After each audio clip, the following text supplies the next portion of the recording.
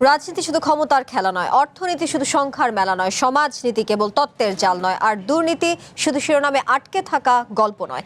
যে কথাগুলো আমরা প্রতিদিন শুনি কিন্তু সহজভাবে বুঝতে পারি না, যে সিদ্ধান্তগুলো আমাদের জীবন বদলে দেয় কিন্তু কেউ সহজ করে বলে না। এখানে আমরা চেষ্টা করব জটিল কথাকে সহজ ভাষায় ব্যাখ্যা করতে, অস্পষ্ট বিষয়কে স্পষ্ট করে তুলে ধরতে। এখানে কথা হবে সহজে, প্রশ্ন হবে সোজা সাপটা, যেন আপনি সহজে বুঝতে পারেন, ভাবতে পারেন এবং সঠিক সিদ্ধান্ত নিতে পারেন। আমন্ত্রণ কঠিন কথা সহজে, সাথে আছি তানিয়া হারুন।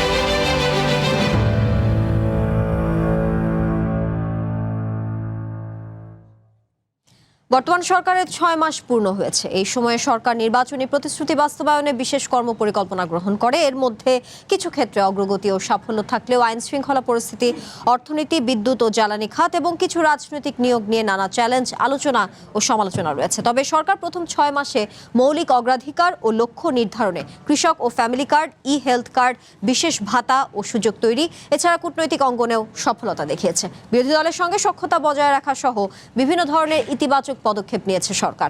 অন্যদিকে বিরোধী দলের মুখে শুধু জুলাই সনদ ও গণভোটের রায় বাস্তবায়নের হুঁশিয়ার শোনা গেছে, কিন্তু 6 মাসে বিরোধী দল কতটুকু ভূমিকা পালন করেছে, কতটুকুই বা হলো সংস্কার, 2026-এ বিএনপি সরকারের এই 6 মাস পূর্তিতে সরকারের অর্জন কতটুকু, এই 6 মাসে জনগণ কি পেল, কি পেল না এবং সামনে কি অপেক্ষা করছে, এসব নিয়ে আজকের কঠিন কথা সহজে। আজকে আমাদের সাথে স্টুডিওতে উপস্থিত আছেন সাংবাদিক, কলামিস্ট ও রাজনৈতিক বিশ্লেষক মাসুদ কামাল, আছেন জি9-এর সাধারণ সম্পাদক ডাক্তার সাখাওয়াত হোসেন সায়ন্ত এবং আছেন অল্টারনেটিভসের সংগঠক ডাক্তার তাজনুবাজ জাবিন। আপনাদের তিনজনকে আমন্ত্রণ আজকের কঠিন কথা সহজের এই আয়োজনে। শুরুতেই আলোচনাটা করতে চাই ডাক্তার সাখাওয়াত হোসেন সায়ন্ত, আপনাকে দিয়ে। আমরা বলছিলাম সরকারের 6 মাস পূর্ণ হয়েছে, এই 100 দিনে 80 দিনের যে পরিকল্পনার কথা শুরুতে বলা হয়েছিল, সেটি ঘিরে সরকার প্রথম 6 মাসে মৌলিক এবং অগ্রাধিকার ভিত্তিতে লক্ষ্য নির্ধারণে কৃষক, ফ্যামিলি কার্ড, হেলথ কার্ড, বিশেষ ভাতা, সুযোগ তৈরি, এছাড়া কূটনৈতিক অঙ্গনেও নানা সফলতা দেখিয়েছে।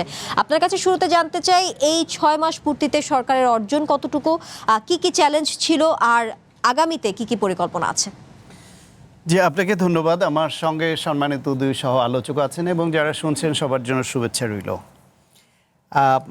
সফলতা এবং ব্যর্থতা দুটোই আছে এবং দুটো থাকাই স্বাভাবিক। বাংলাদেশে এলো এই প্রথম touchless RAK sensation water closet. Bangladesh অত্যন্ত নানাবিধ সংকটের মধ্য দিয়ে চলা একটা দেশ, কারণ এখানে জনবহুল, অল্প ল্যান্ডের মধ্যে অনেক মানুষ, এত ছোট্ট একটা দেশে 20 কোটি মানুষ। যেই মানুষদের আবার এই দেশটাকে সঠিকভাবে পরিচালনা না করবার ফলে দীর্ঘদিন বেকারত্বের হার অনেক বেশি, শিক্ষা নিয়ে সমস্যা আছে, নানান সামাজিক সংকট আছে। তার মধ্য দিয়ে আবার দীর্ঘ 18 বছরের বেশি, 18.5 বছর 1/11 এবং ফ্যাসিবাদের 16.5 বছর সহ এই সময়টায় দেশটার প্রতিষ্ঠানগুলো ধ্বংস হয়েছে, মানুষের মরালিটি ধ্বংস হয়েছে, দেশের টাকা পাচার হয়ে বিদেশ চলে গেছে। ফলে এই সরকারকে 23 লাখ কোটি টাকার বেশি ঋণ নিয়ে যাত্রা শুরু করতে হয়েছে।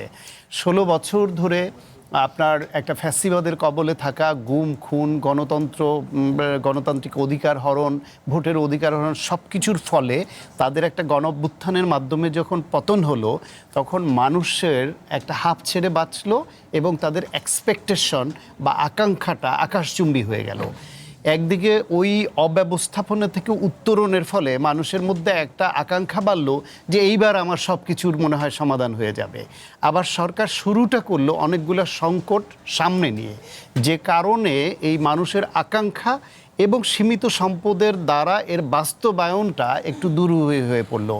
তার মধ্য দিয়ে সরকার, আপনি বলেছেন আপনার ইন্ট্রোতে, ভালো যে উদ্যোগগুলো শুরু করেছে, it is a very good starting. সবচেয়ে ভালো স্টার্টিং যেটা, সেটা হলো প্রধানমন্ত্রীর আচরণ, তার জেনারেসিটি, তার যে সব কিছুতে তার যে অ্যাপ্রোচ করা, তার বিভিন্ন বিষয়ে খুবই গ্রহণযোগ্যভাবে তার কথা বলা, কাজ করা, উদ্যোগ নেওয়া, কাউকে হার্ট না করা, দেশের কথা চিন্তা করা, এবং তিনি মুখে যে বলছেন বাংলাদেশ ফার্স্ট, এটা তার কাজেও তিনি তার রিফ্লেকশন দেখাচ্ছেন।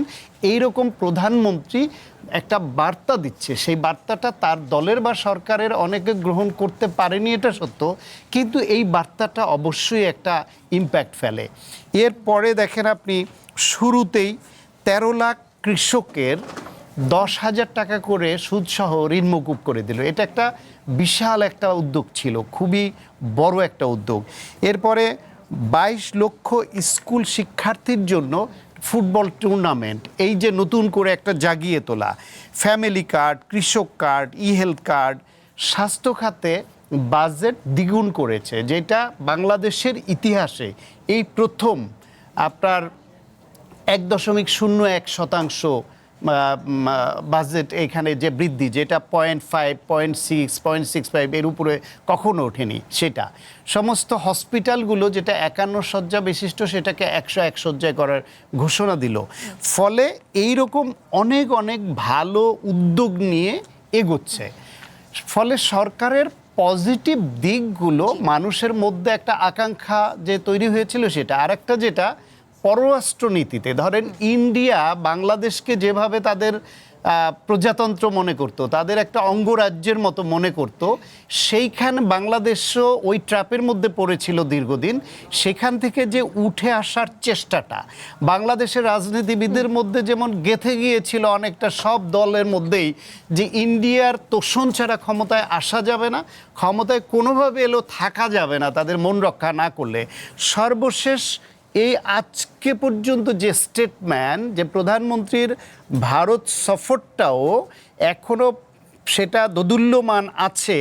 শেখ হাসিনার 5 আগস্টের বক্তব্য, তাকে ফেরত দেওয়ার ব্যাপারে কোনো আলোচনা শুরু না করা এবং হাদির হত্যাকারীকে ফেরত দেওয়ার ব্যাপারে উদ্যোগ না গ্রহণ করা, এবং এর আগেও আমাদের বর্ডার কিলিং কমেছে। বর্ডারে বাংলাদেশের বিজিবি যে ভূমিকা রাখছে, পাশাপাশি বর্ডার এরিয়ার প্রত্যেকটা নাগরিক, বাংলাদেশি নাগরিক প্রত্যেকেই এক একজন বিজিবির সদস্য হয়ে উঠেছে। তারা যেই ফাইটটা দিচ্ছে এবং বাংলাদেশকে তার স্বার্থ, আত্মমর্যাদা এবং তার যে ভবিষ্যৎ গোল সেটা সামনে রেখে যে এগুতে হবে, সেই ধারণাটা তৈরি করতে পেরেছে। জাতীয় সংসদে গণতান্ত্রিক রীতিনীতি মেনে এখনো সরকারি দল এবং বিরোধী দল ডিবেট করছে। ফলে বেশ কিছু ব্যর্থতা, অসামর্থ্যতা অথবা অসম্পূর্ণ থাকার পরেও এই যে গুড স্টার্টিংগুলো, এগুলো আমাদের আশাবাদী করে। কারণ হচ্ছে অনেক কিছুই খারাপ ছিল এদেশে, এখনও অনেক কিছু খারাপ আছে, কিন্তু এই ভালো সিম্বলিক দিকগুলা, ভালো কাজগুলো আমাদের আশাবাদী করে, এবং আমরা মনে করি যেখানে যেখানে ব্যত্যয় ঘটছে বা পারছে না, সেটা থেকে উত্তরণ এই সরকার এবং জনগণের সহযোগিতা নিয়ে হয়তো সম্ভব। জি নিশ্চয়ই। ডাক্তার সাখাওয়াত হোসেন সায়ন্ত, এরপর আপনি আর কাছে আসবো বিরোধী দলের ভূমিকা নিয়ে, তাদের আসলে সংসদে এবং সংসদের বাইরে রাজপথে কি কি ভূমিকা ছিল এই 6 মাসে সরকারকে সহযোগিতার ক্ষেত্রে। তার আগে ডাক্তার তাজনুভা জাবিন, আপনার কাছে আসতে চাই। 6 মাসে বিএনপি সরকারের অধিকাংশ নির্বাচনী অঙ্গীকার ও কর্মসূচি বাস্তবায়ন হয়েছে বলে দাবি করেছেন বিএনপির সিনিয়র যুগ্ম মহাসচিব রুহুল কবির রিজভী। তিনি বলেছেন 6 মাসের যে লক্ষ্য, সেই লক্ষ্য অনুযায়ী মোটামুটি সবগুলোই পূরণ হয়েছে। কোথাও 100% না হলেও 95%, 90% হয়েছে, কোথাও আবার 100% হয়েছে। আবার বিশেষজ্ঞরা বলছেন 6 মাসে পুরো ইশতেহার বাস্তবায়ন সম্ভব নয়। তাহলে সরকারের 90 থেকে 95% বাস্তবায়ন দাবির মানদণ্ডটা কি, এটা নিয়ে কি বলবেন? এই যে কর্মসূচি হাতে নেওয়াটাকে কি আসলে বাস্তবায়ন হিসেবে দেখা হচ্ছে কিনা, আপনার মতামত কি বলে? ধন্যবাদ তানিয়া, এবং আমার 2 সহ আলোচক, দর্শক যারা দেখছেন সবাইকে শুভেচ্ছা। আমি যদি ভুল করে না থাকি, সায়ন্ত ভাইয়ের বক্তব্যে আমি জুলাই গণ অভ্যুত্থান শব্দ দুটো মনে হয় একবারও শুনি নাই, আমি জানি না বলেছে কিনা। এই সরকারের 6 মাস কিন্তু খুব স্বাভাবিকভাবে, এমন না যে 5 বছর পর পর নির্বাচন হচ্ছে আমাদের দেশে এবং তারপর এই সরকার এসেছে এবং 6 মাস তারা ক্ষমতায় আছে। এই 6 মাস রক্তের উপর দাঁড়ানো 6 মাস। এই স্পেসিফিক 2026-এর নির্বাচন জুলাই গণ অভ্যুত্থানের পরে নির্বাচন। সো বিএনপি অনেকগুলা মানুষের জীবনের বিনিময়ে এবং অনেক আহত এবং অনেক তাদের নিজের এবং পুরো বাংলাদেশের অসংখ্য মানুষের গুম খুন এবং 17 বছরের স্বৈর শাসকের অবর্ণনীয় নিকৃষ্ট শাসন আমলের পরে একটা জুলাই গণঅভ্যুত্থানের পরে তাদের ক্ষমতায় আসা এবং দীর্ঘ 17 বছর পর। সো এখানে আসলে নির্বাচনী ইশতেহারের থেকেও জুলাইয়ের আকাঙ্ক্ষা, জুলাইয়ের যে কারণে আমাদের জুলাই হয়েছিল এবং সেই মুক্তিযুদ্ধ থেকে বাংলাদেশের যে মানুষের সব ধরনের মুক্তি, সেটা অর্থনৈতিক মুক্তি হোক এবং সামাজিক বিভিন্ন বৈষম্যের থেকে মুক্তি হোক, এগুলো অনেক ইম্পর্ট্যান্ট। ফ্যামিলি কার্ড, কৃষক কার্ড, হেলথ কার্ড, এটা বিএনপির দলীয় তাদের প্রত্যেক দল যখন নির্বাচনে যায় তার কিছু দলীয় প্রতিশ্রুতি থাকে, এটা তারা বাস্তবায়ন করেছে। কিন্তু 6 মাস না, প্রথম 24 ঘন্টার মধ্যে বিএনপি গণভোট থেকে সরে এসেছে। বিএনপি মানবাধিকার কমিশনের আইন থেকে সরে এসেছে, গুম প্রতিরোধ আইন থেকে সরে এসেছে, দুদকের আইন থেকে সরে এসেছে। 133টা অধ্যাদেশের মধ্যে যেই 16টা অধিকতর যাচাই বাছাইয়ের নামে তারা আইনে পরিণত করে নাই, প্রত্যেকটা জনগুরুত্বপূর্ণ আইন ছিল। জি, আমি ছোট্ট একটা উদাহরণ দেই। প্রত্যেকটা রাষ্ট্রীয় প্রতিষ্ঠানে যেভাবে দলীয়করণ হচ্ছে, শুধু একটা উদাহরণ দিই যেটা আমার এই মুহূর্তে মনে আছে। কুমিল্লার সিটি কর্পোরেশন, কুমিল্লার জেলা প্রশাসক, কুমিল্লার ওয়াসার চেয়ারম্যান, প্রত্যেকে বিএনপির দলীয় লোকজন বসিয়েছে। সো আমরা আশা করি না, অন টপ অফ চলমান জ্বালানি সংকটকে বিএনপি যেভাবে মোকাবেলা করছে, আমি বলছি না যে এই সংকটের দায় বিএনপির, কিন্তু যেভাবে তারা মোকাবেলা করছে এবং গত 6 মাসে তারা যে সিমটম দেখিয়েছে, শান্ত ভাই বলেছেন তারেক রহমান সাহেবের চারিত্রিক গুণাবলী, তার হাম্বলনেস, এই সব গুণাবলী একটা মানুষের স্বাভাবিক গুণাবলী হওয়ার কথা। একটা মানুষ ভালো আচরণ করবে, ভালো হাসি খুশি থাকবে, হাম্বল থাকবে, কাইন্ড থাকবে, একজন প্রধানমন্ত্রীর এটা নর্মাল গুণাবলী হওয়ার কথা। কিন্তু আমরা এটাকে গ্লোরিফাই করছি, অনেকটা ওভারশ্যাডো হচ্ছে যে উনি কি কি প্রতিশ্রুতি থেকে ওনার সরকার সরে এসেছে। বাংলাদেশে এলো এই প্রথম touchless RAK sensation water closet জুলাইয়ের। সো এটা খুবই দুঃখজনক। আমরা কিন্তু সরকারকে আমরা খুব বেশি সমালোচনা করে একদম এটা কেন করে নাই এরকম কোনো কিছু বলছি না, কিন্তু সরকার সিমটমটা কি দেখাচ্ছে 6 মাসে, তাদের আগ্রহর জায়গা বা আন্তরিকতা সিস্টেম পরিবর্তনের জন্য কতটুকু আছে। আমরা ক্রিকেট বোর্ডে দেখেছি তাদের নিজস্ব লোকজন বসাতে, আমরা বিভিন্ন সরকারি রাষ্ট্রীয় প্রতিষ্ঠানে দেখেছি তাদের নিজেদের লোকজন বসাতে, এবং যে জিনিসটা সবচেয়ে ঘৃণ্য ছিল গত 17 বছরে, গুমের মতো ঘটনা, সেটার কোনো তারা প্রতিকার না করে, এই পুলিশ, আমি পুলিশের কথা বলতে ভুলে গেলাম, পুলিশ কমিশনের কোনো সংস্কার না করে, যে পুলিশের হাতেই, যে নিরাপত্তা বাহিনীর হাতেই, যে আইন শৃঙ্খলা বাহিনীর হাতেই সবচেয়ে বেশি অভিযোগ এই গুম খুনের, তাদের কোনো পরিবর্তন কিন্তু উনি আনে নাই। এবং আরেকটা বলি, এই যে অলিগার্কদের বিষয়ে আমরা যে ভুক্তভোগী, এবং গ্যাস সংকটকে তারা যেভাবে মোকাবেলা করছে, তারা কিন্তু বলছে না যে আমরা দেশীয় গ্যাস অনুসন্ধানের জন্য বেশি জোর দিব। সেই পুরনো ধারাবাহিকতায় যে চুক্তি আওয়ামী লীগ সরকার পতনের 3 মাস আগে করে গেছে, আমরা কিন্তু এই সরকারকে দেখছি সেই চুক্তি কন্টিনিউ করতে।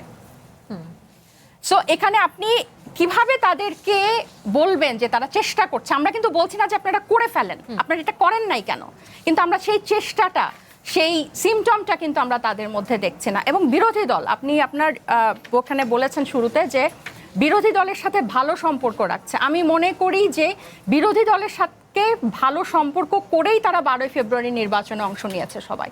আমি এই জাতীয় সংসদকে একটা সমঝোতার সংসদ বলেই মনে করি, এটা আমার অবজারভেশন। কারণ ইলেকশন হওয়ার 24 ঘন্টার মধ্যে একটা গণভোট নাই হয়ে যাবে এবং সেটা বিরোধী দলের লোকজন জানবে না, এটা অন্তত আমি মনে করি না। শান্ত ভাই ভারতের সাথে সম্পর্কের কথা বললেন, আমরা কিন্তু পুশিন বন্ধ হতে দেখি নাই সীমান্তে। আমরা কিন্তু পতিত ফ্যাসিস্টের প্রেস কনফারেন্স আমরা দেখি নাই যে ভারত এটা বন্ধ করেছে, এটা ভারত ফ্যাসিলিটেট করেছে। আমরা এটা কোনোভাবে মানতে পারি না যে এটাতে ভারতের ইন্ধন নাই, কিন্তু তার আওয়ামী লীগ এটা এই প্রেস কনফারেন্স তাদের অমতে গিয়ে তারা এই প্রেস কনফারেন্স করেছে। সো আপনি যখন একটা দেশের পালস বুঝে, জনগণের পালস বুঝে আপনি কি সেই ভারতেরকে ডিল করছেন, নাকি আপনার ভারতের সাথে আপনি নেগোসিয়েশন করে বা কোনো ধরনের আলোচনা করে সমঝোতা করে আপনি ডিল করছেন, সেটা কিন্তু বাইরে থেকে বোঝা যায় না। জি, আরেকটা বিষয় আমি ছোট একটা বিষয় আমি মনে করি যে এটা অবশ্যই উল্লেখ করা উচিত, সেটা হচ্ছে যে এই যে হেলথ কার্ড বা ফ্যামিলি কার্ড এগুলো কিন্তু আমরা দেখছি, তাই না? গত 6 মাসে কতবার চিকিৎসকের হাতে শরীরে আঘাত হয়েছে, তারা আহত হয়েছে। 2025 সালে কিন্তু 2টা অধ্যাদেশ করা হয়েছিল, স্বাস্থ্যসেবা কর্মী এবং প্রতিষ্ঠান সুরক্ষা অধ্যাদেশ এবং রোগীর সুরক্ষা ও প্রতিকার অধ্যাদেশ। এগুলো আজ অবধি কিন্তু আলোচনার টেবিলেই আসে না, এবং বিএনপি সরকার ক্ষমতায় আসার পর থেকে কিন্তু আমরা একজন চিকিৎসক হিসেবে আমি অবশ্যই এটাকে অবশ্যই আমি পয়েন্ট আউট করতে চাই, কেন এই 2টা অধ্যাদেশ আইনে পরিণত, মিনিমাম এগুলো নিয়ে কেন আলোচনা হয় নাই? প্রতিদিন ডাক্তাররা মার খাচ্ছে।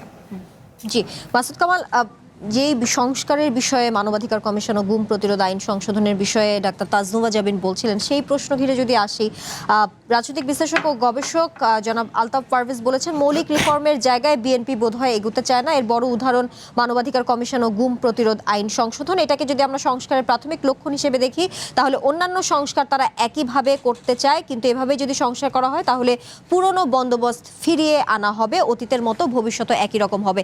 এখানেও কি আপনিও তাজনুভা জাবিনের মতো সরকারের ব্যর্থতা দেখছেন কিনা, এই বিষয়ে আপনার মতামত কি? না, তাজনুভা জাবিন যে কথাগুলো বললেন, এগুলিকে আপনি উড়াই দিবেন কিভাবে? কথাগুলো তো সত্যই। যেমন ধরেন যে বেসিক যে পরিবর্তনগুলো অন্তর্বর্তীকালীন সরকারের অনেক সমালোচনা আমি করি, কিন্তু তারপরে তাদের যে কয়েকটা ভালো কাজ ছিল, তার মধ্যে কিন্তু এই যে বিচার বিভাগের জন্য আলাদা সচিবালয়, তারপরে আপনার এই দুদকের এই সমস্ত যে এইগুলি ছিল, এগুলি কিন্তু ভালো কাজই ছিল। একটা মানুষ তো সবার খারাপ হয় না, কিছু কিছু ভালো থাকে, মন্দও থাকে। তো এগুলি তো সরকার ঠিক বেছে বেছে যেগুলি গুরুত্বপূর্ণ সেগুলি বাদ রাখছে। এবং রেখে তারা কী বলছে? রেখে তারা বলতেছে এগুলো আমরা আরও অধিকতর মানে আপনার আরও ভালো করব। তা আরও ভালো তো আপনি করবেন, মানলাম। তা আরও ভালো করার জন্য যেটা একটু কম ভালো ছিল সেটাকে বাতিল করতে হলো কেন? সিম্পল তো, যে আপনার বিচার বিভাগের আলাদা সচিবালয়, এটা কাজ শুরু হয়ে গেছে রে ভাই, লোক নিয়োগ হয়ে গেছে, ওটাকে আপনি বাতিল করতে, ওটা কি খারাপ ছিল? ওটা তো আপনি আরও ভালো করেন, তো ওটা রেখে ভালো করেন, ওটাকে বাতিল করবেন কেন? যখন আপনি বাতিল করেন তখন বোঝা যায় ভাই আপনার মধ্যে একটা মতলব আছে, এবং সেই মতলবগুলি তারা বাস্তবায়ন করতেছে। এবং একটার পর একটা মতলব দেখেন কতগুলি বিষয়। এই যে আপনার জুলাই ঐক্যমত্য কমিশন যাই বলেন, আপনারা কিছু কিছু সংস্কার করছেন, সব সংস্কার আমার পছন্দও না, আবার কিছু সংস্কার কিন্তু ভালো আছে। প্রেসিডেন্টের ক্ষমতা, প্রেসিডেন্ট নির্বাচন পদ্ধতি, দুদকের কমিশনার নির্বাচন পদ্ধতি, এগুলোতে কিছু কিছু আছে। ইলেকশন কমিশন কীভাবে নির্বাচন করবেন, স্থানীয় সরকারের কি পদ্ধতি হবে, এগুলি নিয়ে কিছু কিছু পরিবর্তন সংস্কার তো ভালো ভালো ছিল, একদম খারাপ তো না। এখন এদের মতলবটা হলো এই সবগুলি কাজ সাইরে তারপরে তারা ওইগুলি করবে। তা কেন? আপনি তো এগুলো আগেও করতে পারতেন, আপনার তো এর মধ্যে আপনার 2টা অধিবেশন হয়ে গেল, আপনি তো এগুলো করতে পারতেন আগেও। তো এগুলো আসলে পরিবর্তনের প্রতি ওনাদের কোনো আগ্রহ নাই। পরিবর্তন সবগুলি করতে হবে না আমি নিজেও মনে করি না, অনেকগুলি পরিবর্তন আমার কাছে পছন্দও না, কিন্তু বেসিক যে পরিবর্তন, বেসিক যে পরিবর্তনটা, মানে যে পরিবর্তনটা হলে পর মানুষ টের পাবে কিছু একটা চেঞ্জ হয়েছে। যেমন ধরে এখন যে আলোচনাটা হচ্ছে এই রাষ্ট্রপতি নির্বাচন, রাষ্ট্রপতির ক্ষমতা কি হবে? যাকে রাষ্ট্রপতি বানানো হচ্ছে উনি নিজেও আগ মুহূর্তের মতো জানেন না যে ওনাকে বানানো হচ্ছে, হঠাৎ করে উনি জানলেন যে ওনাকে বানানো হচ্ছে। কারণ উনি আবার এটাও জানেন না ওখানে যে উনি কতটুকু ক্ষমতা প্রয়োগ করতে পারবেন। তো এগুলো আবার এটা কিন্তু পুরোটাই কিন্তু হচ্ছে একজনের হাতে, মানে পুরা আপনার মনে করেন স্থায়ী কমিটি বসছে, এটা হলো বিএনপির সর্বোচ্চ কমিটি, স্থায়ী কমিটি। আমি এটা পড়ছিলাম আর কি জিনিসটা, ওই দিন ওই নিউজটা আমি ওয়েট করছিলাম যে আজকে স্থায়ী কমিটিতে এটাকে সিদ্ধান্ত হবে। তো বলা হলো স্থায়ী কমিটি দীর্ঘ আলোচনা করছে, দীর্ঘ আলোচনা করে তারা সিদ্ধান্তে পড়ছে যে এই কাজটা করার জন্য তারা দলীয় প্রধান, দলীয় চেয়ারম্যানকে দায়িত্ব দিলেন তো দলের চেয়ারম্যানকে দায়িত্ব দিতে দীর্ঘ আলোচনা করতে হলো। তো এখন এটা কি বলবেন? তো আমরা তো এগুলি দেখে আসছি রে ভাই, পুরা হাসিনার আমলে এগুলি দেখছি। হঠাৎ করে উনি বলেন যে ও হলো প্রেসিডেন্ট, তো সে আবার দুঃখিত হয় যে আমার প্রেসিডেন্ট বানাইলো, আমি ওনার পা ধরে সালাম করার সুযোগটা হারাইলাম। তো এইগুলো আমরা দেখি, বুঝছেন? তো এখন এখানেও একই জিনিস, মানে উনি ইচ্ছা করলে, উনি কি চেয়েছেন, উনি কি বলেছেন যে আমি সব করতে চাই? তা তো বলেন নাই। সবাই মিল্লা মোসাহেবি কইরা মানে বোঝানোর চেষ্টা করছে যে আপনি ছাড়া পৃথিবীতে আর কেউ নাই, অথবা আপনি একলাই ঠিক করেন, আমরা তো দুধ ভাত। তো এটা তো হওয়া ঠিক না, এটা কিন্তু গণতন্ত্র না। এবং এই জিনিসটাই চলছে, যা ওনারা যা ভেবেছেন তাই করছেন। তাই যদি হয়, দেখেন এই দেশের এই যে আপনার যে জুলাই আন্দোলন যেটা হয়েছিল, মানুষের তো কিছু একটা প্রত্যাশা ছিল, ছিল না? ছিল তো। আমরা কি এরকম একটা মানে কোনো রকম গুরুত্বহীন এবং কোনো রকম করার সক্ষমতাবিহীন সবচেয়ে গুরুত্বপূর্ণ ব্যক্তি চাই, যার নাকি যে নাকি সবচেয়ে অবহেলিত থাকবে? সেটা তো হচ্ছে, আমরা তো এটা চাই নাই। তো এখন এই বিষয়গুলো আমার মনে হয় যে আগে ওই চেঞ্জগুলি করে তারা এই চেঞ্জগুলি করতে পারতেন। এগুলো তো কোনো তাড়াহুড়া ছিল না। যদি আপনি মনে করেন যে শাহাবুদ্দিন আহমেদ শাহাবুদ্দিন সাহেবকে আমরা রাখবেনই না, তাহলে আপনি শুরুতেই বন্ধ করে দিতেন। 4 মাসের মাথায় এসে কেন? আপনি তাকে 4 মাস সহ্য করতে পারেন, তারপর আর 10-15 দিন সহ্য করতে পারতেছেন না, তাহলে আপনি ওই সংবিধানটা পরিবর্তন করে তারপরে করতেন। তো এগুলো আছে। তবে সবচেয়ে যেটা বড় ওনাদের আমি যে সমালোচনা করি, সেটা হলো যে তাদের যে নির্লজ্জ দলীয়করণটা। ভাই এই দলীয়করণ, এটা আমি এত ভয়ঙ্কর দলীয়করণ আমি মানে বিগত অনেক বছর দেখি না। মানে আইসা নিয়ে এই সবগুলি স্থানীয় সরকারকে তাদের কবজায় নেওয়া, সিটি কর্পোরেশনগুলোকে, জেলা পরিষদগুলোকে, তারপর শেষে দেখলাম যে বিভিন্ন রকম আপনার স্বায়ত্তশাসিত প্রতিষ্ঠান, সেখানেও তাদের মানে ছাত্রদল যুবদল করলেই হলো। সে যে তাঁত বোর্ডে বসে গেছে, যে তাঁত বোর্ডের চেয়ারম্যান সে কি তাঁত বিশেষজ্ঞটা কি দিল বসে, আর কি করবেন? BIWTC দিল একজনে বসে, তার যোগ্যতা কি? সে যুবদল করে, একসময় যুবদল করতে এখনও করে। তো এইগুলি চোখে লাগে, বুঝছেন না? একটু সময় নিত। আমি বলি না যে বিএনপির মধ্যে মানে যোগ্য লোক নাই, যারা এই সমস্ত পদে যাবে তারা তো বিএনপি পলিটিক্সটাকেও ধারণ করবে, সমস্যা নাই। আপনার পলিটিক্স ধারণ যারা করে তাদেরকেই দেন, কিন্তু যোগ্যতা যখন একমাত্র ছাত্রদল করা অথবা যুবদল করা অথবা বিএনপি করা, তো এইটা তো প্রশ্নের সম্মুখীন হয়। প্রাইম মিনিস্টারকে দেখলাম একদিন ঢাকা ইউনিভার্সিটিতে গেছেন, পাশে শিক্ষকদের বসিয়ে বলতেছেন যে শিক্ষাঙ্গনে যেন মানে রাজনীতিকরণ করা না হয়। উনি যখন বলতেছেন, তার দুই পাশে যে ভিসি প্রো ভিসি যারা বসে আছে সবাই বিএনপি লাইনের শিক্ষক, এটা সবাই জানে। তো উনি তো রাজনীতিকরণ যে কাকে বলে এটাই বুঝেন না, নাকি মানুষের সঙ্গে হাসি তামসা করেন, বুঝি না ভাই। এগুলো আমরা এনজয় করি না।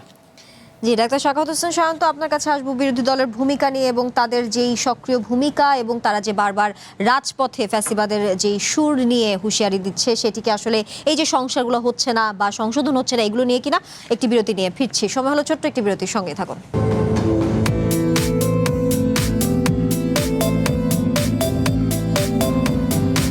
স্বাগত আরও একবার কঠিন কথা সহজের আজকের আয়োজনে। ডাক্তার সাখাওয়াত হোসেন সায়ন্ত, সরকারের 6 মাসের সমালোচনায় বিরোধী দলের সক্রিয়তা আমরা দেখতে পেয়েছি সংসদে এবং সংসদের বাইরে, যেমনটা কিছুক্ষণ আগে আমরা আলোচনা করছিলাম মানবাধিকার কমিশন ও গুম প্রতিরোধ আইন সংশোধন সহ এমন নানা গুরুত্বপূর্ণ যেই অধ্যাদেশগুলো ছিল, যেগুলো নিয়ে মাসুদ কামালও বলছিলেন।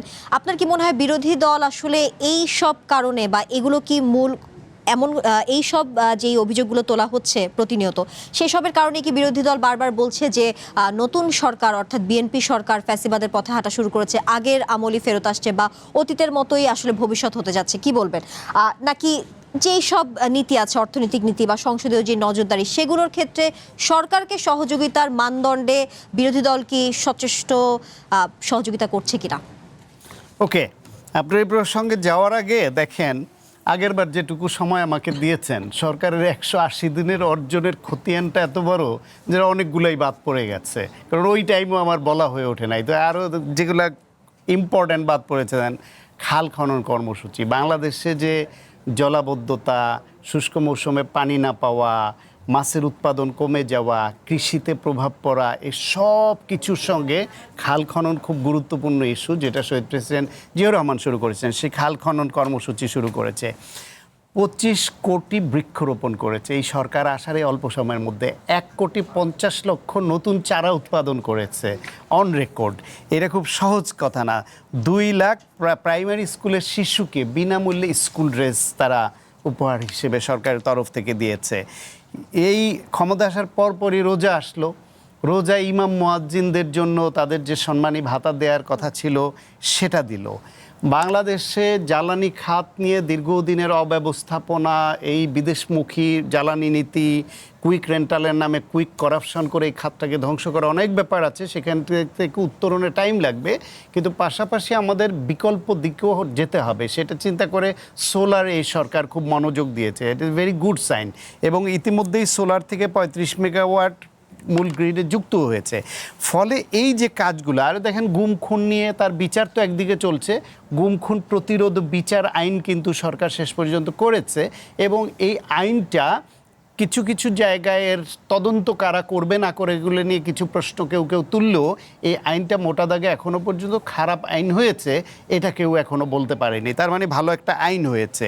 এই যে জুলাই স্মৃতি জাদুঘর নিয়ে নানান প্রশ্ন ছিল, সেটাও তারা গুছিয়ে এনে সেটার উদ্বোধন করেছে। তারপরে গণঅভ্যুত্থানের এই বিষয়টা নিয়ে যেটা তাসনুবা যেটা বলল যে আমি নাকি ওর একবারও শুনে নাই গণঅভ্যুত্থান শব্দটা বলেছি কি না, এটা মনোযোগের অভাব হতে পারে। আমি কিন্তু বলেছিলাম যে জুলাই গণঅভ্যুত্থানের মাধ্যমে যে সরকার এসেছে ওই পতনের পরে সবার আকাঙ্ক্ষা অনেক বেড়ে গেল যে এইবার বোধহয় আমরা সব পেয়ে যাব। ওই প্রসঙ্গ বলতে গিয়ে জুলাই গণঅভ্যুত্থান 18.5 বছর পরে আকাঙ্ক্ষা বেড়েছে কিন্তু ধ্বংস হয়েছে আমি বলেছি। বাসুদ কামাল আরেকটি কথাও বলেছেন, সরকার বেছে বেছে গুরুত্বপূর্ণ সংস্কারগুলো বাদ দিচ্ছে এবং যেটা তাসনুভা জেমিন অনেকটা সেই প্রসঙ্গে অনেক কিছুই বলেছেন। এটা আসছে এবার আপনার প্রশ্নে আসি। বিরোধী দল, বাংলাদেশে বিরোধী দল এই মুহূর্তে অন্তত তারা খুব কার্যকর যে ইস্যুগুলো নিয়ে জনমত গঠন করা বা রাজনীতি করবার সুযোগ ছিল, বিরোধী দল সেখানে কার্যকর ভূমিকা পালন করতে পারেনি।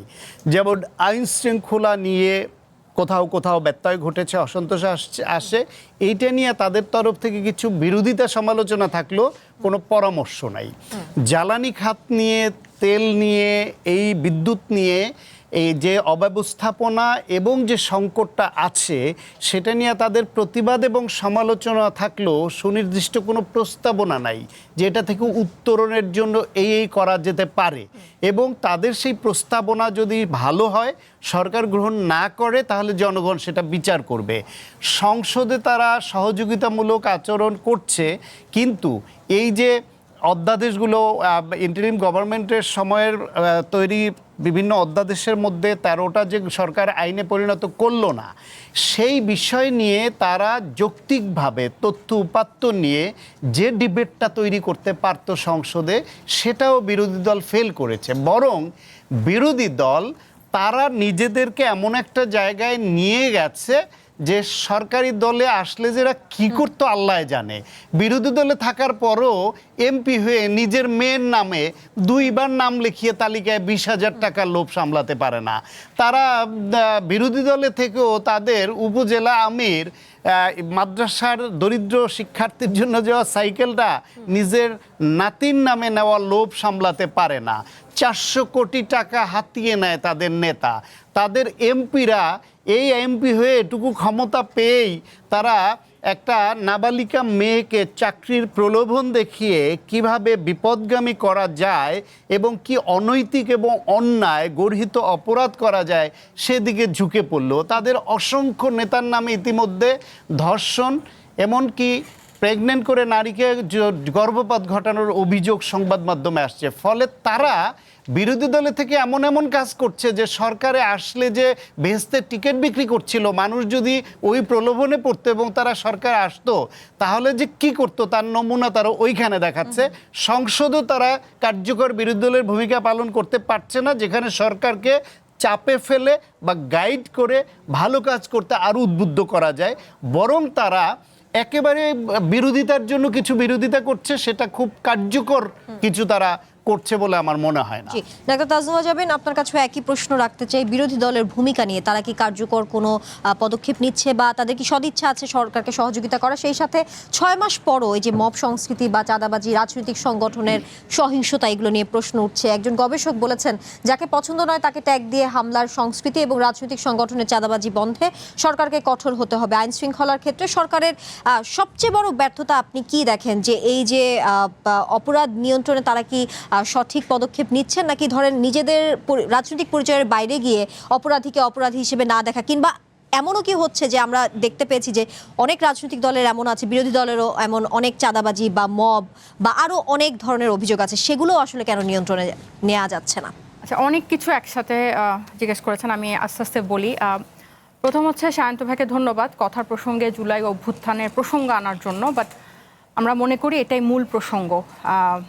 গণ অভ্যুত্থান পরবর্তী 6 মাসে এটা কথা প্রসঙ্গে আসার মতো না। এবং আমি এখানে আসলে জামাতকে ডিফেন্ড করতে চাই না, আমি বিরোধী দল প্রসঙ্গে বলছি, বাট এই ধরনের নৈতিক স্খলনের উদাহরণ কিন্তু আমরা সরকার দলীয় মন্ত্রীর পক্ষ থেকেও আমরা পেয়েছি, যদিও আমার খুব একটা রুচি হয় না এগুলো নিয়ে কথা বলার।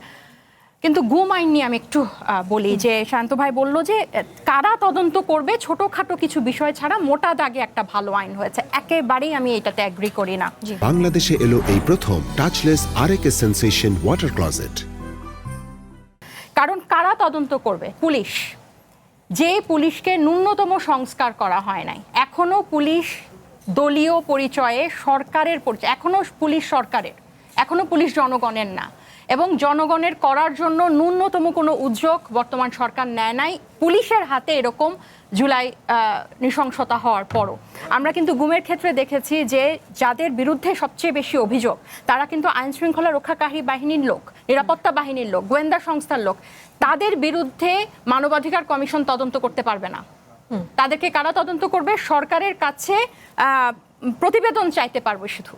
তাহলে এই যে লুপহোলগুলো রেখেছে, মাসুদ কামাল ভাই যেটা বলেছে যে বিচার বিভাগকে আলাদা না করা, আপনি যদি গোড়ায় এই প্রবলেমগুলো রেখে দেন, পুলিশকে নিজের অধীনে রেখে দেন, আপনি বিচারকে, জুডিশিয়ারিকে নিজের অধীনে রেখে দেন, তাহলে আপনি কিভাবে এই মানে জনগণের পক্ষে যে এগুলো গেছে, এখানে যে খাল খনন এবং ইত্যাদি যেসব দলীয় ইশতেহার পূরণের কথা বলছে, আই অ্যাপ্রিশিয়েট, ঠিক আছে, কিন্তু আপনার যখন একটা রাষ্ট্রের অক্সিজেন থাকবে না, অক্সিজেন এর অভাবে বেশি ভুগবে, তখন কি আপনি একটা হাতের ফ্র্যাকচারকে বেশি গুরুত্ব দিবেন নাকি তাকে অক্সিজেন দেওয়াটাকে বেশি গুরুত্ব দিবেন? অবশ্যই যেটা এই ভঙ্গুর, আমরা কিন্তু অস্বীকার করছি না যে পরিস্থিতিতে বিএনপি সরকার গঠন করেছে এটা খুব একটা অনুকূলে না, কিন্তু আপনাকে তো সদিচ্ছাটা দেখাতে হবে, সেটার অভাব কিন্তু আমরা দেখছি। আপনি কিভাবে আইন শৃঙ্খলাকে নিয়ন্ত্রণে আনবেন যদি পুলিশ শুধুমাত্র আপনার দলীয় লোকজনকে এবং আপনার ফেভারে কথা বলে? এখনো একটা মামলা নিতে গেলে বা আপনার কোর্টে গেলে আমাদের মাথায় আগে, এখনো সব সাধারণ মানুষের আপনি জিজ্ঞেস করেন, মাথায় থাকবে যে এ তো এখন আগে আওয়ামী লীগের ছিল, এখন বিএনপির, কিছুই পরিবর্তন করে নাই। এবং বিরোধী দল অন্তত কিছু করতে না পারলেও, আমি বিরোধী দলকে কোনো ক্রেডিট দিতে চাই না সরকারকে চাপে রাখার জন্য, অন্তত এই কথাগুলো তারা বারবার বলছে, তাদের প্রতিনিধিরা টকশোতে বলছে, বক্তৃতায় বলছে, অন্তত সাধারণ মানুষ এটা শুনতে পাচ্ছে যে তারা কোনো কিছু করে নাই। আপনি দেখেন আজকের পত্রিকার নিউজ, গ্যাসের অভাবে প্রায় 100টার মতো কারখানা বন্ধ হয়ে গেছে, এবং এই কারখানাতে কিন্তু নিত্য প্রয়োজনীয় যেসব পণ্য লাগে সেসবের সাথে সংশ্লিষ্ট। তার মানে কি, দ্রব্যমূল্য বাড়ার দিকে কিন্তু আমরা যাচ্ছি, এই চাল, ময়দা, আটা, ওষুধ, সো একটার সাথে কিন্তু একটা লিঙ্ক। কেন এখনো এলএনজি টার্মিনালের কেন এখনো আমদানি শুরু করতে পারছি না? কেন টার্মিনাল এখনো মেরামত হচ্ছে না? কোনো সুস্পষ্ট ব্যাখ্যা কিন্তু নাই। শান্ত ভাই যে সোলার মডেল থেকে জাতীয় গ্রিডে 35 মেগাওয়াটের কথা বলে, আমি যতটুকু জানি বিদ্যুৎ মন্ত্রীর স্পষ্ট কোট অ্যান্ড আনকোট বক্তব্য হচ্ছে তারা ওপেক্স মডেলের পলিসি গ্রহণ করেছে 2 মাসের মধ্যে, যেটা বাস্তবায়ন করবে পুরো দেশে। সো এরকম কোনো কিছু কিন্তু তারা, যেটা আমি বারবার বলছি, যেগুলো অগ্রাধিকার দেওয়া, আপনি মব সন্ত্রাস কিভাবে বন্ধ করবেন? কারণ আমরা আওয়ামী লীগ সময়ে দেখে এসেছি যে বিরোধী দলকে দমন করার জন্য এদেরকে ব্যবহার করা হয়েছে। আমার মতের সাথে মিল হবে না, তাকে মারো, ধরো, এই করো। তাহলে এখনো কিন্তু ওই প্রক্রিয়াটা রয়ে গেছে। আমি কিন্তু বলছি না যে এটা ওভারনাইট চেঞ্জ হয়ে যাবে, এবং এটা আমি বারবার বলি যে একটা সরকার যখন রাষ্ট্র পরিচালনা করবে তখন অবশ্যই তার নিজস্ব লোক দিয়েই করবে, এটা সেটাই স্বাভাবিক। কিন্তু আমি যদি মিনিমাম পরিবর্তনের দিকে না যাই, বিশেষ করে এই যেগুলো মানুষের জীবনের সাথে সংশ্লিষ্ট এবং যেটার জন্য আমরা গত 2 দশক পিছিয়েছি, এই যে আমি গুমের অধ্যাদেশ যেটার কথা বলছি, বিএনপি এটাকে 2009-এর আইনে ফেরত নিয়েছে। 2025 থেকে 25-এর অধ্যাদেশে কিন্তু ছিল যে এই আইন শৃঙ্খলা বাহিনী বা পুলিশকে কমিশন তদন্ত করতে পারবে। 26-এর আইন যেটা মন্ত্রিসভায় অনুমোদন পেয়েছে সেটা কিন্তু 2009-এ ফেরত নিয়ে গেছে। তাহলে দেশকে কি আমরা পিছালাম না আগালাম? এটা তো স্পষ্ট। জি মাসুদ কামাল, বলা হয় যে প্রধানমন্ত্রী নিজে মাঠে যাচ্ছেন, সরেজমিনে কাজ দেখাচ্ছেন, কিন্তু অনেকটা গুড গভর্নেন্সের চেষ্টাও করছেন। সেই ক্ষেত্রে অভিযোগ ওঠে এমন যে প্রধানমন্ত্রীর যে গতির সঙ্গে মন্ত্রিসভা তাল মেলাতে পারছে না। সেই ক্ষেত্রে এই 6 মাসের যে ব্যর্থতা যেগুলো নিয়ে আমরা কথা বলছি সেগুলো কি আসলে তাদের উপরও দায় যায়? প্রধানমন্ত্রীর বার্তা কি তাদের মন্ত্রী আমলাদের কাছে পৌঁছাতে পারছে না? আপনি কি বলবেন? পারছে না, অনেক ক্ষেত্রেই পারছে না। এটা হয় কি জানেন, টিম হয় নাই। আমরা একটা ভালো অধিনায়ক পেয়েছি, যেমন মেসিকে নিয়ে যদি আপনি ফকিরপুর টিমে ঢুকাই দেন তো ওই টিম কী হবে? মেসি দুদিন পরে ফকিরপুরে প্লেয়ার হয়ে যাবো। হিসাবটা এরকম রে ভাই, যে উনি একা পারছেন, উনি একা করছেন, চেষ্টা করছেন, ওনার সঙ্গে লোকেরা তো ওনাকে ফলো করছেন না, করতে পারছেন না, অথবা করতে চাচ্ছেন না। শুনেন, ছোটোবেলার কথা বলি। ছোটোবেলায় আমরা যখন পরীক্ষায় খারাপ করতাম না, বাসায় যাই না অজুহাত দিতাম, বলতাম কি স্যার না সিলেবাসের বাইরে পরীক্ষা করছে, প্রশ্ন করছে। আবার বলতাম যে এই প্রশ্নগুলি আসলে স্যার এইভাবে পড়ায় নাই, অন্যভাবে পড়াইছিল, আমাদের একটা সাজেশন দিয়েছিল, সাজেশনের বাইরের থেকে প্রশ্ন করছে, এই জন্য আমার মার্কস খারাপ হয়েছে। এখন যদি আমার বাপ যদি আপনার সতর্ক হতেন, উনি জিজ্ঞাসা করতেন যে তোর রেজাল্ট কি খেলে তোরটাই খারাপ হয়েছে না সবারটাই খারাপ হয়েছে? যদি সবারটাই খারাপ না হয়, যদি অন্যরা ভালো করে, তো অন্যরা পারলে তুমি পারলা না কেন ভাই? ভাই তো না বাবা, আচ্ছা তুমি কেন বাবা পারলা না জিজ্ঞাসা করতো। আর বাপ যদি কেয়ারফুল না হইতো, বাপ যদি বলতো হ্যাঁ ঠিকই তো, আমার ছেলেকে কেন সিলেবাসের বাইরে থেকে প্রশ্ন করালো, যেটা পড়ায় না এটা কেন পড়ালো, বলে বাপ যায় যদি শিক্ষকের সঙ্গে ঝগড়া শুরু করে দেয়, তাহলে কিন্তু ভাই আমি একটা চান্স পেয়ে গেলাম যে না, আমি বাপকে আমি কনভিন্স করতে পারছি। তো আমি বিস্ময়ের সঙ্গে লক্ষ্য করলাম যে আমাদের বিদ্যুৎ মন্ত্রী বলতেছে যে আমি তো এখন অপেক্ষা করছি আর কিভাবে আপনার লোডশেডিং ম্যানেজমেন্ট করা যায় এই ব্যবস্থা করছি। এবং আমার ধারণা উনি প্রাইম মিনিস্টারকে বুঝাইতে পারছেন যে ওনার এই কাজটা ঠিক আছে, এবং প্রাইম মিনিস্টার মনে বুঝেও ফেলাইছেন। কালকে দেখলাম উনি বলতেছেন, চ্যালেঞ্জ দিচ্ছেন যে অন্য কেউ যদি অন্য কারো হাতে যদি কোনো প্ল্যান থাকে আমাদের কাছে নিয়ে আসেন। তার মানে কি উনি কিন্তু আমাদের বিদ্যুৎ মন্ত্রীর কথা যুক্তিটা গ্রহণ করছেন। তো আমার কথা হলো কি ভাই, কে জানি বলতেছিল যে অগাস্ট মাসে নাকি অনেক গরম হয়, এই জন্য এগুলো হচ্ছে। তো অগাস্ট মাস কি পৃথিবীতে প্রথম আসলো? গত বছর অগাস্ট ছিল না, তার আগের 10 বছর অগাস্ট ছিল না ভাই? ছিল তো। যুদ্ধ হইতেছে, যুদ্ধ এর আগে হয় নাই? অনেক কিছুই তো হয়েছে। ফেব্রুয়ারি মাসে এরা ক্ষমতায় আসছে, ফেব্রুয়ারি 28 মাস থেকে যুদ্ধ শুরু হয়েছে, মানলাম 28 তারিখ থেকে, সবই ঠিক আছে। বাট এই ধরনের ক্রাইসিস কি এর আগে কখনোই পৃথিবী পড়ে নাই? পড়ছে তো, সবই পড়ছে। তো এই ধরনের ক্রাইসিস হইতে পারে, এটা যাই না আপনি ক্ষমতায় আসেন নাই। যখন পাবলিকের কাছে ভোট চাইছেন তখন কি বলছিলেন যে কথা আজকে আমির খুসরো মাহমুদ চৌধুরী বলতেছে, 2 বছরের মধ্যে কিছু হবে না, আমার কাছে জাদুর করার মানে জাদুর নাই, দক্ষতা নাই। তো জাদুর দক্ষতা মঞ্চে উঠছেন কেন ভাই? আপনি উঠছেন কেন? আপনি যদি না, আপনি বলছেন 2 বছর কিছু হবে না, তো 2 বছর দেশের মানুষ না খেয়ে থাকবে? 2 বছর দেশের মানুষের গ্যাস লাগবে না? শুনেন, প্রবলেম আছে, দেশটা গরিব, মানুষ বেশি, মানুষের চাহিদা বেশি, মানুষ অসভ্য, সব মানলাম, সব মানলাম, আমি একটা অসভ্য মানুষ মানলাম। তো আপনি তো আমার প্রধানমন্ত্রী হয়েছেন রে ভাই, আপনার হওয়ার সময় বুঝেন নাই যে এই লোকগুলি খারাপ, এই লোকগুলি আপনার অতৃপ্ত লোক, এই লোকগুলি কোনো ভালো কিছু স্বীকার করে না। আপনি আগে জানতেন না? জানতেন তো, বুঝতে যাই না বুঝে ওখানে গেছেন। এখন আপনি আমার জাদুর খেল দেখেন কেন ভাই? পারেন নাই, দ্যাট ইজ দ্য রিয়েলিটি। পারেন নাই আপনি। আপনি যখন পারেন নাই তখন এত অজুহাত দিয়েন না, কারণ আপনি যে কথাই বলেন, আপনি যে আজকে খেলে আমি একটা শুনলাম, একটা আপনার সিএনজি ড্রাইভার, সে গ্যাস কিনতে যে 40-50 টাকার গ্যাস কেনার পরে গ্যাস আর নাই। এখন সে যে ভাষায় কথা বলল, এই ভাষাটাকে রেকর্ড করে কেউ প্রাইম মিনিস্টারকে শোনাইছে? যদি শোনাইতো তাহলে অজুহাত দানকারী মন্ত্রীকে উনি সাপোর্ট করতেন না। এটা জিনিসটা বুঝতে হবে। আমরা সবসময় দেখি যিনি ক্ষমতার শীর্ষে থাকেন তার চারপাশে চাটুকাররা থাকে এবং সবাই ব্যাখ্যা করতে থাকে যে এই কারণে এটা হয়েছে, ওই ভাই আমার তো কারণ জানার কোনো দরকার নাই। আমার কথা হলো কি, আমি যা চাই আপনি আমার চাহিদা মেটাতে পারলেন কি পারলেন না? যদি আপনি না পারেন তাহলে আপনি ব্যর্থ। ব্যর্থ শব্দটা এখানেই প্রয়োগ করা হয় যে আপনি পারেন নাই। যদি না পারেন আপনি সবাইকে নিয়ে বসেন। উনি বলতেছে বিরোধী দল, উনি বিরোধী দলকে চ্যালেঞ্জ করতেছে যে বিরোধী দল কেন সমালোচনা করে, পারলে আপনারা বলেন না। আপনি বিরোধী দলকে বলবেন না, আপনি তাদের কাছে মতামত চান না। আপনি বরং যত লোক আছে এই যে মানে এই বিদ্যুৎ খাতে, জ্বালানি খাতে যত এক্সপার্ট আছে আপনি সবাইকে নিয়ে বসেন, সবাইকে ডাকেন, অন্তর্বর্তীকালীন সরকার সময় কিছু ডাকেন, যদি একটা ইবলিসও হয় তাকেও ডাকেন, তার কাছ থেকে আপনি পরামর্শটা নেন, কাজ আপনি করেন। ডাকছেন আপনি সবাইকে? ডাকেন নাই তো। আপনি আপনার টুকু সাহেবের কথার উপর নির্ভর করতেছেন। টুকু সাহেব ফেল করছে রে ভাই, ফেল করছে, সে পারে নাই দিতে। মানুষ এই জিনিসটা আর দুদিন পরে মানুষ অন্যভাবে বলবে কথা। তখন এই সমস্ত লজিক কেউ শুনবে না। এই সমস্ত মানে প্রাইম মিনিস্টার কত ভালো, কত সবাইকে নিয়ে কাজ করতেছে, এই যে কথাগুলি বলতেছে ওগুলি লোকে শুনবে না। কিন্তু যখন সে আমি একটা সিম্পল উদাহরণ দিয়ে বলি, দেখেন আমার বাসা হলো কলাবাগান এলাকায়। আমার বাসায় মোটামুটি গ্যাস থাকে না। মাঝখানে 2 দিন হঠাৎ করে কী কারণে আসছিল আমি বলতে পারবো না, আমি মোটামুটি থাকে না। তো আপনি গ্যাস দিতে পাচ্ছেন না, আপনি কি মাসে শেষে আমার কাছ থেকে বিল নেবেন না? বিল নেবেন তো।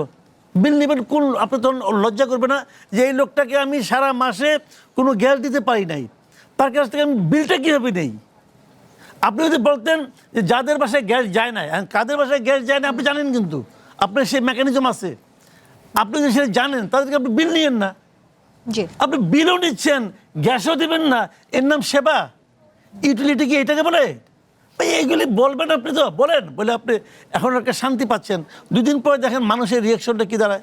জি, আমরা আবার আলোচনায় ফিরবো। একটি বিরতি নিয়ে ফিরছি, সময় হলো ছোট্ট একটি বিরতির, সঙ্গে থাকুন।